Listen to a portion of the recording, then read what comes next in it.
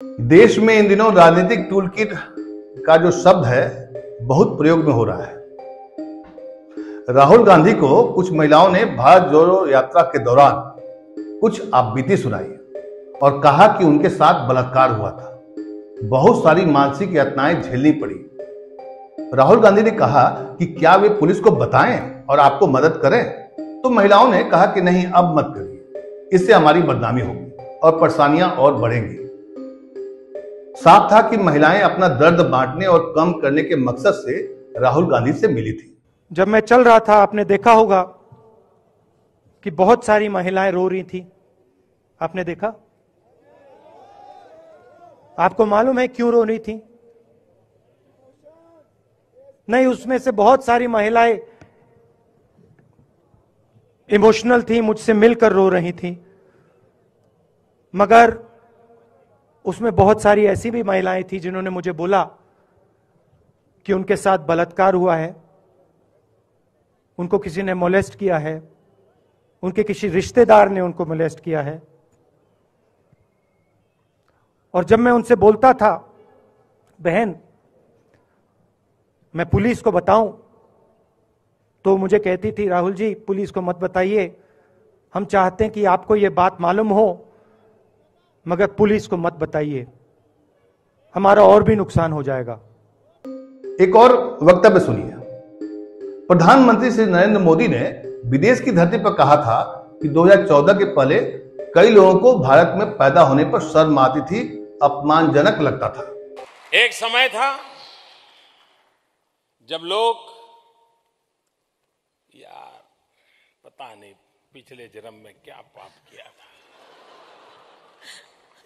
हिंदुस्तान में पैदा हुए, ये कोई देश है, ये कोई सरकार है, ये कोई लोग है,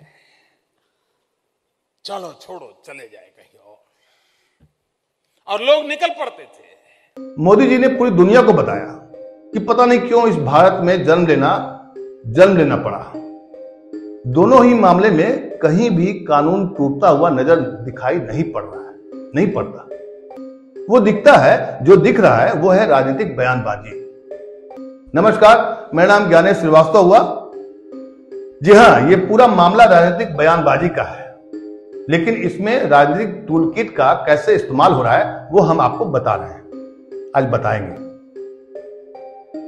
दिल्ली पुलिस इसमें कूद गई है राजनीतिक टूलकिट के रूप में और पहुंच गई राहुल गांधी के घर, उनसे पूछने कि वो कौन सी महिलाएं थी या हैं जिन्होंने आपको बताया था कि उनके साथ बलात्कार हुआ था।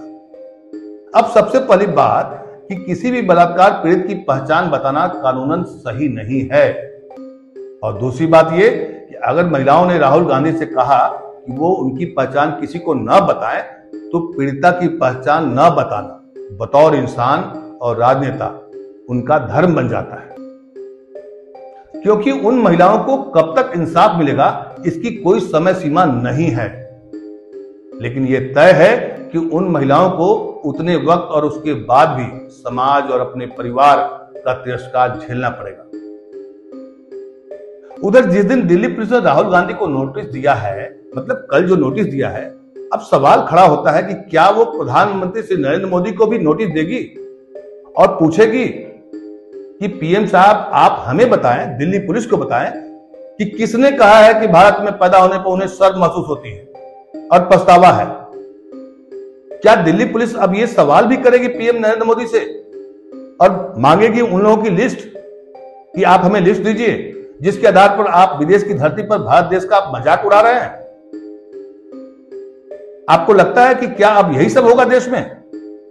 जी हां, राजनीतिक लड़ाई अब किस सीमा तक चली जाएगी किसी को भी नहीं पता, मगर इतना तो साफ दिख रहा है कि अगर आप विपक्ष में हैं तो आपको अब पुराने भाषणों में दिए गए शब्दों पर न केवल सफाई देनी पड़ेगी, बल्कि यह भी बताना होगा कि कब कौन व्यक्ति ने आपसे क्या शिकायत की थी। कुछ इसी तरह का मजाक, जी हां, हम इसे मजाक का शब्द दे रहे हैं, कुछ इसी तरह का मजाक कल दिल्ली पुलिस की ओर से राहुल गांधी के साथ किया गया।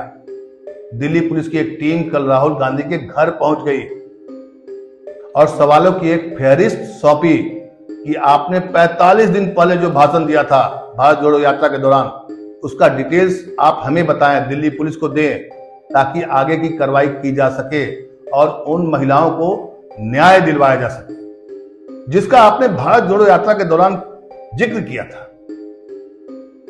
अब दिल्ली पुलिस ने 45 दिन का समय क्यों लिया, इस सवाल को पूछने के लिए कोई नहीं जानता, कोई नहीं है। दिल्ली पुलिस इतना एक्टिव अचानक कैसे हो गई, यह सवाल भी आप किसी से नहीं पूछ सकते, क्योंकि सवालों का जवाब देना इस देश में लगभग बंद हो चुका है।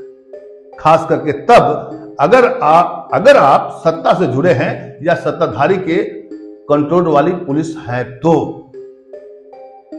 खैर, दिल्ली पुलिस के सवालों की फहरिस्त ने जरूर कई सवाल खड़ा कर दिया है और यह भी बता दिया है, यह भी जता दिया है कि देश का राजनीतिक तापमान कितना हॉट हो चुका है।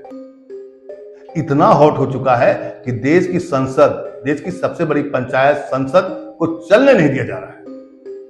पहले हंगामा सिर्फ विपक्ष की ओर से हुआ करता था, लेकिन आज संसद में हंगामा और सदन स्थगित करने में सत्ता पक्ष यानी बीजेपी भी आगे आ गई है। यह सब पहली बार हो रहा है 70 सालों में। अब आप पूछेंगे कि 70 साल में पहली बार क्यों हो रहा है, तो इसका जवाब आपको अमित शाह ने 2 दिन पहले ही दिया था एक प्रेस कॉन्फ्रेंस में किसी पत्रकार के सवाल के जवाब में। उन्होंने साफ साफ कहा कि 2014 के बाद से ही देश की रक्षा नीति, विदेश नीति का डंका बज रहा है पूरी दुनिया में। इसके पहले कुछ भी खास नहीं था। प्रधानमंत्री श्री नरेंद्र मोदी ने विदेश की धरती पर कई बार भी बोल चुके हैं कि पहले भारत में पैदा होने पर लोगों को शर्म महसूस होता था। यह अलग बात है कि पीएम के इस यानी बोलने से भारत की इज्जत मिट्टी में मिली कि नहीं, या लोकतंत्र पर खतरा आया कि नहीं। लेकिन राहुल गांधी ने जो विदेश की धरती पर मोदी सरकार की खिंचाई की, जब सवाल खड़ा किया और कहा कि भारत में लोकतांत्रिक संस्थाओं पर कब्जा करके विपक्ष को परेशान किया जा रहा है, तब शायद लोकतंत्र पर खतरा आ गया और इससे भारत की इज्जत जरूर गिरी है।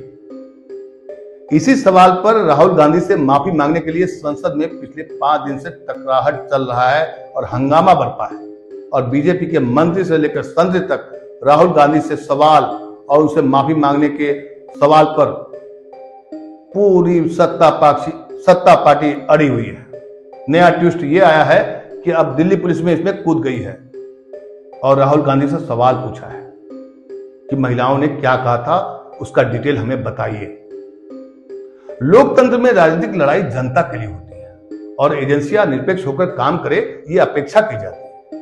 लेकिन यहां मामला साफ साफ दिख रहा है कि जिस तरीके से कांग्रेस और विपक्ष मोदी सरकार को अडानी के भ्रष्टाचार के मुद्दे पर घेरने के लिए कमर कसे हुए हैं, उसी के जवाब में मोदी सरकार की ओर से भी लगातार राहुल गांधी के निष्ठा और उनके भाषणों पर सवाल खड़ा कर रही है। दिल्ली पुलिस तो मात्र एक टूल किट की तरह इसमें कूद गई है, आ गई है। आप हमें कमेंट करके यह बताइए कि क्या किसी राजनीतिक पार्टियों को उनके पुराने भाषणों पर सफाई देने के लिए पुलिस को आना चाहिए या उन्हें जवाब देना चाहिए? क्या ये एक राजनीतिक टूल किट नहीं है? आप हमें अपना कमेंट करके जरूर अपना फीडबैक बताएं। नमस्कार।